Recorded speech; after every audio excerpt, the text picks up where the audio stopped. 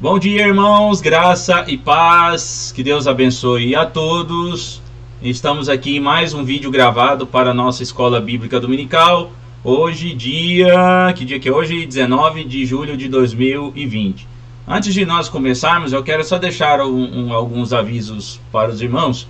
O primeiro deles é que, como os irmãos estão sabendo no grupo de WhatsApp, o Conselho deliberou nessa última reunião que teve ontem, em relação à retomada das atividades presenciais na nossa congregação e na sede, ficando da seguinte forma: a princípio, agora, em agosto, haverá apenas 2 cultos nesse mês, de agosto que está por vir, que serão no primeiro domingo e no terceiro domingo. No primeiro domingo, tanto na sede quanto na congregação. Na sede será às 9 horas da manhã e na congregação às 18 horas, E no terceiro domingo será também os mesmos horários na sede e na congregação. Nos demais domingos, segundo e quarto domingo, e se agosto tiver mais um domingo extra, e aí 5 domingos no mês, então os demais domingos serão online, como nós temos feito aqui, através de postagem de vídeos, e o pastor tem feito então as lives via Facebook, ok? Só para lembrar então os irmãos que no terceiro domingo é a ministração da ceia, Então os irmãos da congregação estejam atentos aí para vocês participarem da ceia do Senhor, E no primeiro domingo será na sede. E aí os horários definidos pelo conselho é porque, como há uma maior concentração de irmãos idosos na sede, então o conselho resolveu por bem realizar o culto nos domingos pela manhã, E na congregação será às 18 horas, ok? Então vamos iniciar com uma oração e aí passaremos então para os nossos vídeos, para o nosso estudo bíblico, Primeiramente, vamos ouvir também, vamos ter um hino, teremos um hino, e aí depois a nossa meditação na palavra de Deus. Então vamos orar nesse instante. Senhor, nós te agradecemos, pedimos que o Senhor nos abençoe, nos ilumine, fortaleça os nossos corações, traga paz a cada um de nós, derrame a sua misericórdia e esteja fortalecendo. Entregamos os irmãos que estão enfermos, seja por qualquer enfermidade, que o Senhor esteja derramando a tua graça, a tua misericórdia, derramando o teu cuidado, a tua paz. Assim nós oramos em teu santo nome, Jesus. Amém. Então vamos lá para a meditação na palavra de Deus. Hoje nós prosseguiremos aquele estudo que temos realizado, que realizamos aí no domingo passado, sobre o cristão toma consciência do seu valor. E é o estudo número 5, nova criatura. Então vamos lá. A passagem em questão que nós meditaremos hoje se encontra na segunda epístola de Paulo aos Coríntios, capítulo 5, verso 17, que diz assim: pelo que, se alguém está em Cristo, nova criatura é. As coisas velhas já passaram, e eis que tudo se fez novo. Pelo que, se alguém está em Cristo, nova criatura é. As coisas velhas já passaram e tudo se fez novo. Então esse é o texto base do nosso estudo de hoje. E eu deixo vocês aí com o grupo Logos Situações. Então vamos ouvir esse cântico muito bonito. E aí depois nós então retomaremos a nossa meditação. Ouçam aí.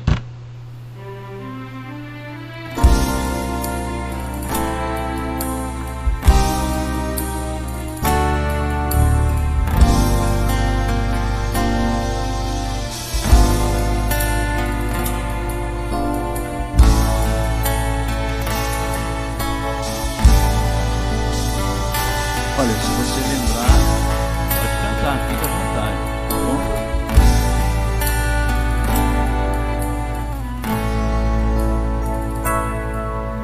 Situações nessa vida me fazem sentir que não sou forte a ponto de até resistir. Nesses terríveis momentos, os maus pensamentos me querem levar há um extremo de vida que meu equilíbrio se deixa enganar. Instantes que se prolongam tentando mudar tudo que já se fez novo, pois Cristo mudou, tentando hoje trazer o que eu tento esquecer. Sou vencedor e ninguém poderá me deter, pois eu sei que jamais eu provado serei além do que eu possa suportar. E se ainda eu cair e pensar que é o fim, Jesus me ergue e segue junto a mim.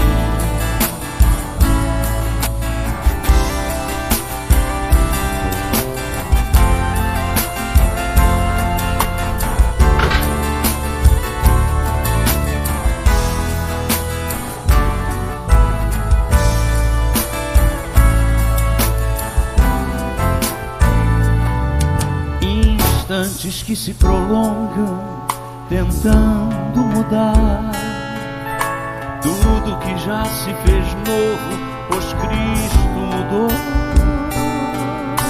tentando hoje trazer o que eu tento esquecer. Sou vencedor e ninguém poderá me deter. Todo mundo, pois eu sei, eu provado serei além do que eu possa suportar. E se ainda eu cair e pensar que é o fim, Jesus me ergue e segue junto a mim, pois eu sei que jamais eu provado serei além do que eu possa suportar. E se ainda eu cair e pensar que é o fim, Jesus me ergue e segue junto a mim. Jesus me ergue e segue sim, Jesus me ergue e segue sim, Jesus me ergue e segue junto a mim. Jesus me ergue e segue sim, Jesus me ergue e segue sim, Jesus me ergue e segue junto a mim. Jesus me ergue e segue sim, Jesus me ergue e segue sim, Jesus me ergue e segue junto a mim.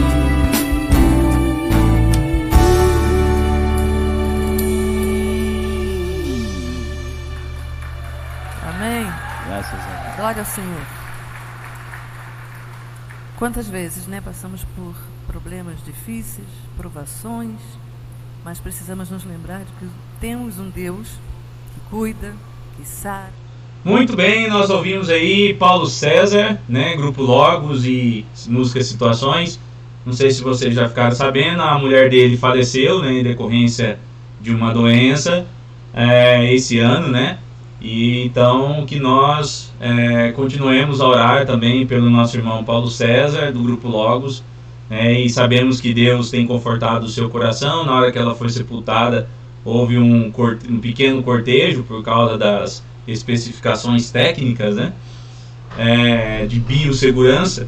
E aí nós, você pode ver que ele está confortado porque sabe que sua esposa está com Cristo.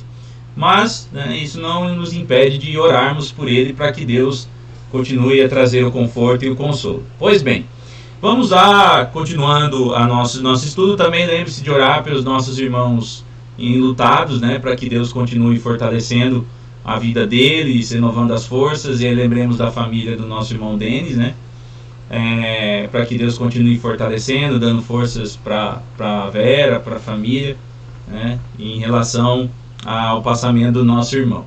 Então, continuando o nosso estudo aqui, vamos lá. O cristão toma consciência do seu valor, né? São Paulo, editora Luz para o Caminho, primeira edição, 1987, saiu essa obra, né? Do já falecido teólogo cristão Anthony A. Hoekman, ele era holandês. Então vamos lá, o texto base que nós já vimos, 2 Coríntios 5,17, e se alguém está em Cristo, é nova criatura, as coisas antigas se passaram, eis que se fizeram novas, né? Continuamos a tratar acerca da nova criatura que somos em Jesus Cristo. Então é a continuação daquele estudo semana passada. Nós vimos também que nós podemos ter uma autoimagem verdadeira de si mesmos com base na Bíblia. Então a Bíblia nos dá um parâmetro para termos uma autoimagem positiva de nós mesmos. Não é que a Bíblia tem algum conceito pronto de autoimagem, né? Não é que ela tenha um conceito definido como nós encontramos hoje, por exemplo, na psicologia. Não que seja um conceito definido, né? Mas, na verdade, a Bíblia não trabalha essa questão de autoimagem. Ela apenas fala que o homem é a imagem e semelhança de Deus. Então, com base no pensamento bíblico, nós podemos, então, ter uma autoimagem verdadeira de nós mesmos. E de que maneira? Ora, nós somos imagem e semelhança de Deus, é o que diz a Bíblia. Fomos criados à imagem e semelhança de Deus porque nós temos algumas características ou alguns constitutivos que Deus tem, só que numa escala infinitamente menor. Nós pecamos. Então, ou seja, por causa dos nossos primeiros pais, Adão e Eva, nós pecamos e a imagem de Deus em nós ela foi desfigurada. Em Cristo somos então redimidos e libertos. Somos então restaurados e a nossa imagem é renovada, né? E aí somos então novas criaturas em Cristo, já que o velho homem foi extinto em nós. Porém, há uma batalha que nós travamos, porque a nova criatura que somos ainda não é plena, ainda não é perfeita. Isso significa que há ainda elementos e constitutivos, coisas que o velho homem apreciava, o velho homem que já extinto apreciava, que ainda persistem em permanecer. E aí, por isso, nós somos tentáveis, pecamos e devemos constantemente, em Cristo Jesus, pelo mérito de Cristo, pedir perdão a Deus, tá? Então, onde nós outrora que estávamos espiritualmente mortos, escravizados pelo pecado, agora estamos vivos e livres por meio do poder de Jesus Cristo, recebendo o perdão dos pecados e chamados para viver uma vida de amor e comunhão com Deus. E aí nós vemos alguns aspectos importantes da passagem, né, que acabamos de ler. A pessoa que está em Cristo deve ser considerada parte da nova criação de Deus. É alguém que pertence à nova era que foi introduzida por Cristo. Isso é muito importante, tá? Então, com a vinda de Cristo, nasce o cristianismo, uma nova era, uma nova religião surge, e essa nova religião, ela visa colocar a pessoa do Senhor Jesus Cristo como o centro, o fundamento principal, e nós que fomos alcançados pela graça de Cristo, que aderimos ao cristianismo, então nós somos parte dessa nova criação de Deus que está no processo de consumação, tá? Terminou a velha era da escravidão, ou seja, passou de uma vez, tá? Chegou no passado e continua progressivamente a nova era da salvação, liberdade e gozo, desde a ressurreição de Cristo. Isso implica em quê? Ou seja, aquele passado que tínhamos do velho homem, não podemos mais retomá-lo, tá? Como eu disse na semana passada, outras coisas da nossa vida nós podemos retomar. O velho emprego, talvez comprar você fica com saudade do seu carro velho, você vai lá e compra, né? Ou quem é solteiro e se encontra com uma ex-namorada e retoma o namoro. Essas coisas do passado nós podemos retomar, mas essa questão do velho homem, biblicamente, não tem como retomar. Por quê? Porque nós somos novas criaturas, então não tem como nós voltarmos a ser o velho homem. Agora, o que acontece é que nós podemos cometer pecados, fazer coisas impróprias que o velho homem instinto apreciava, que desonrava e desagradava ao nosso Deus. Então, logo, os crentes não devem se ver como pecadores depravados, mas somos pecadores justificados, declarados justos, porque somos morada do Espírito Santo e nós nos renovamos progressivamente, tá? Então vamos ver isso de forma imagética. Então, para você assimilar melhor essa questão que eu apresentei do versículo, é interessante você ver isso de forma imagética. Então veja a imagem. A velha era a vida sem Cristo, né? Estávamos mortos e éramos escravos do pecado. E a nova era, a vida com Cristo. Então nós nascemos de novo, somos novas criaturas, ok? Paulo em Gálatas 2:20 diz assim: logo já não sou eu quem vive, mas Cristo vive em mim, e esse viver que agora tenho na carne, vivo pela fé no Filho de Deus, que me amou e a si mesmo se entregou por mim. Comentando esse versículo, Huckman afirma: essas palavras implicam que nós conseguimos corresponder ao fato de que Cristo vive em nós pelo exercício constante da fé, ok?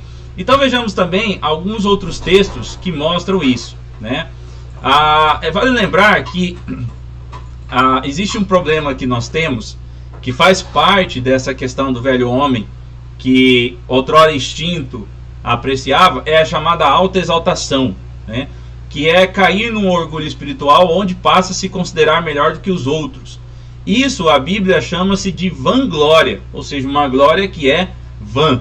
Então vejamos, há várias referências que eu coloquei aqui para vocês, mas vejamos uma muito interessante lá na segunda epístola, em Romanos, capítulo 12, verso 3. Vamos voltar no texto bíblico, eu vou procurar aqui na passagem bíblica. Romanos 12,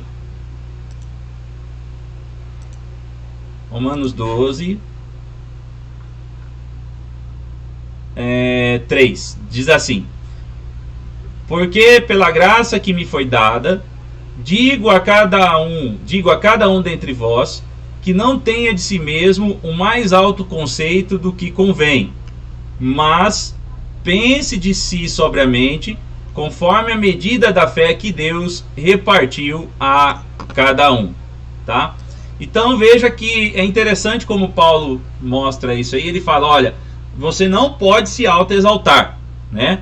Você não pode pensar de si mesmo além do que convém, ou seja, se achar superior ou espiritualmente superior do que os outros, ou melhor do que os outros. Esse é o problema da autoexaltação. Então essas passagens, na verdade, elas nos ensinam que a autoimagem que o cristão deve ter de si mesmo não é baseada no orgulho próprio, mas sim em gloriar a Cristo naquilo que Ele fez e tem feito por nós. Ora, isso aqui é a justa medida das coisas, tá? Então, nós podemos, de certa forma, nós podemos entender que é o equilíbrio. O que a Bíblia fala é de uma visão equilibrada que nós temos que ter de nós mesmos. Uma autoimagem equilibrada que nós devemos ter de nós mesmos.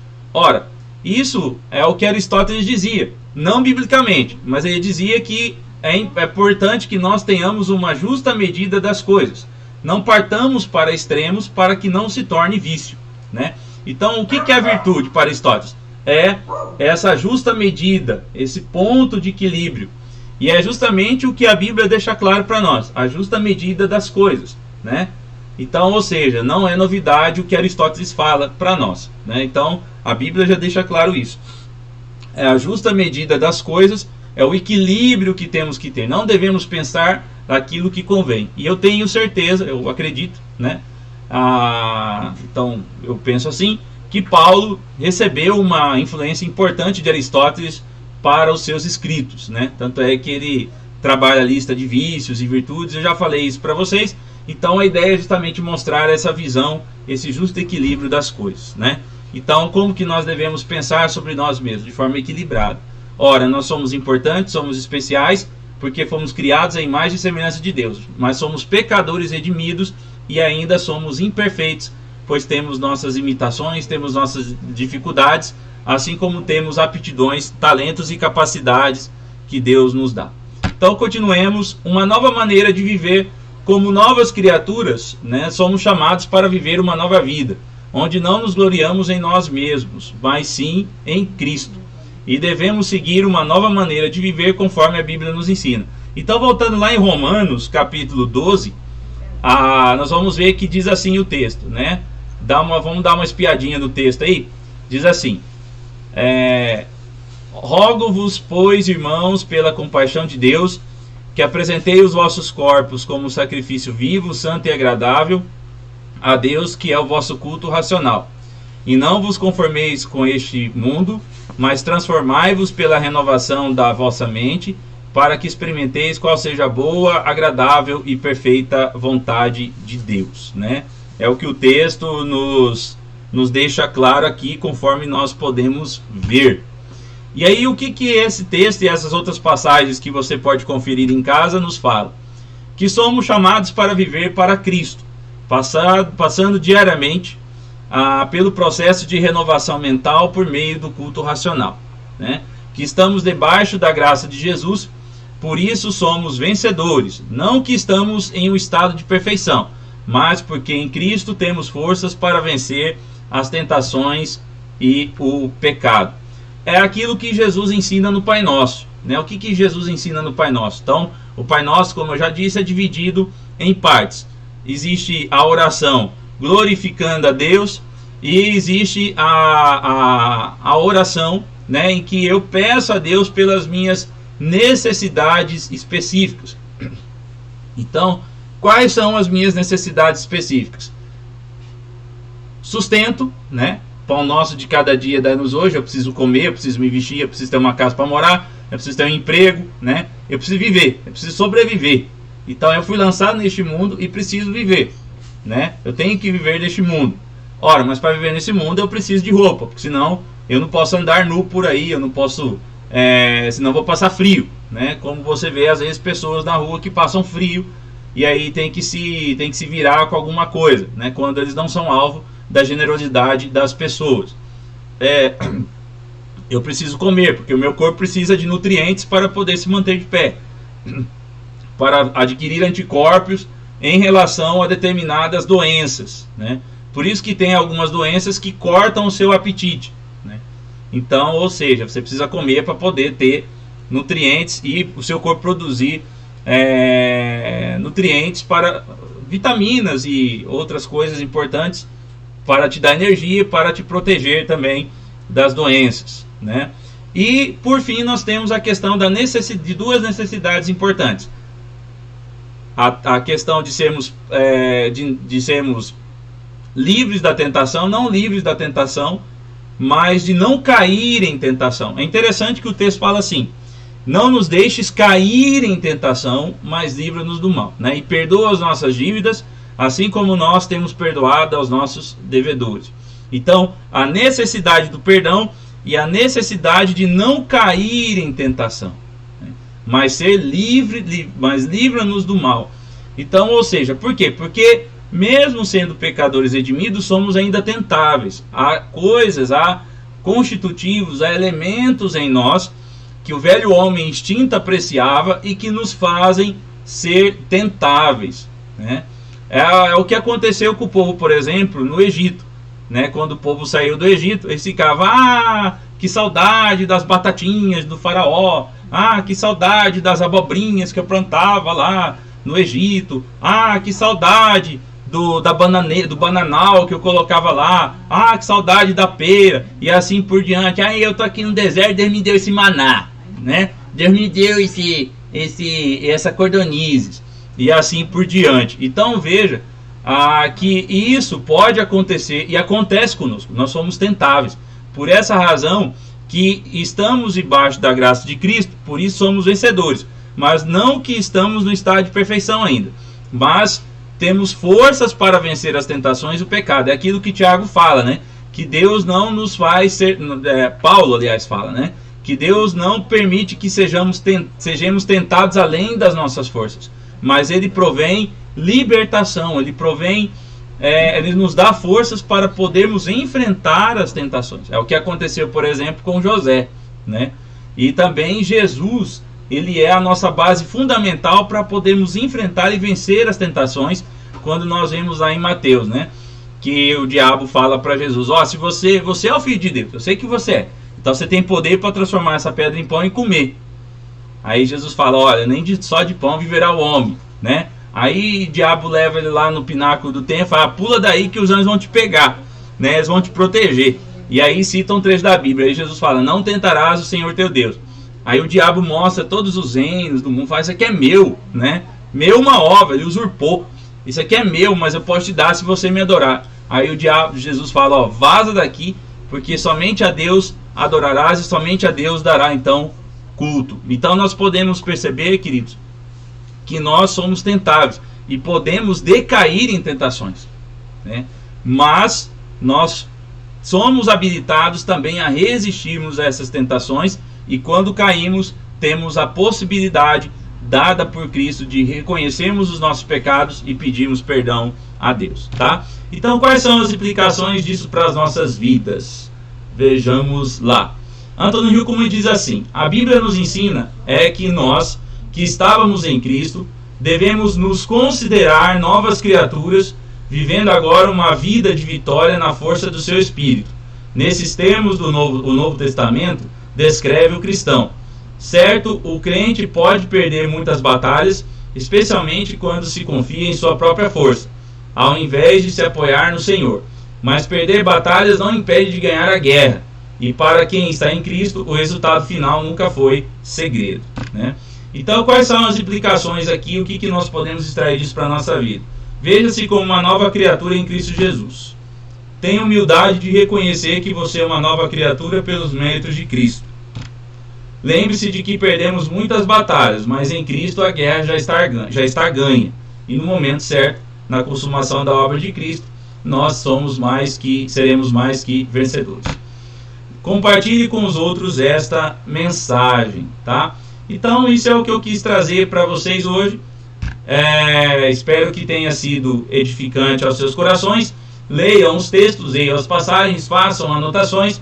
E aí, qualquer dúvida, então, vocês mandem no grupo de WhatsApp, que aí no próximo domingo, então, eu responderei a pergunta em outro vídeo, tá bom? Então, vamos caminhar para o encerramento. Que Deus possa abençoar ricamente vocês, e vamos orar mais uma vez. Ilumina-nos, Senhor, para que guardemos a Tua Palavra e coloquemos em prática. Perdoe os nossos pecados e prepare os nossos corações para ouvirmos a mensagem que eu colocarei em vídeo esta noite.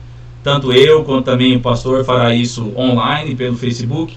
Que o Senhor esteja abençoando a vida dos nossos irmãos, fortalecendo, renovando as forças. Colocamos cada um que está enfermo diante do Senhor, famílias, irmãos que estão enlutados, que o Senhor também esteja renovando as forças e trazendo a paz. Abençoe as nossas autoridades, derrame a Tua graça, a Tua misericórdia, que possamos, em nome de Jesus, superar e vencer esta pandemia, e que essa pandemia se dissipe logo para que possamos tomar as nossas atividades normais. É assim que nós oramos. Abençoe o presidente Jair Bolsonaro, continue dando a ele sabedoria, força, coragem, em nome de Jesus. E também a todos os que o apoiam, pessoas que são importantes na área de formação de opinião, que o Senhor continue abençoando a cada um, em nome de Jesus. Assim nós te pedimos, ó Pai. E oramos. Dê-nos um ótimo domingo, uma ótima manhã, um ótimo almoço, e nos fortaleça a cada instante em Teu santo nome, Jesus. Amém. Então, queridos, que Deus abençoe vocês. Tenham um ótimo almoço, e à noite eu postarei o vídeo no YouTube para vocês assistirem, tá? Esse aqui já vai ser postado, né? Eu já vou postar, ele estará disponível, e compartilhe o link se você quiser, para que outras pessoas possam então assistir. Que Deus abençoe a todos. Valeu. Lembrando dos avisos que eu dei, tá? Então, primeiro domingo de agosto nós retomamos o nosso culto presencial às 18 horas na congregação, e no terceiro domingo também às 18 horas com a ministração da Santa Ceia pelo pastor Orlando. Beleza? Valeu, gente. Um abraço a todos. Valeu.